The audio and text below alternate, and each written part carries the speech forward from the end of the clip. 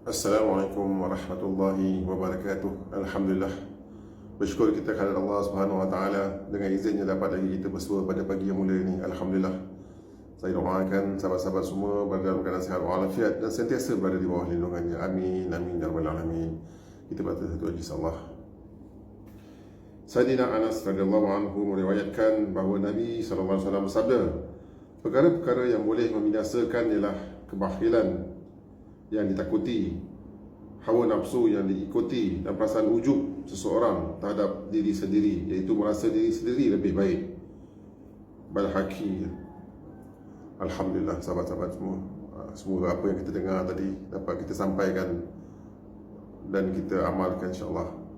Allahumma salli ala sayyidina Muhammad wa ala ali sayyidina Muhammad.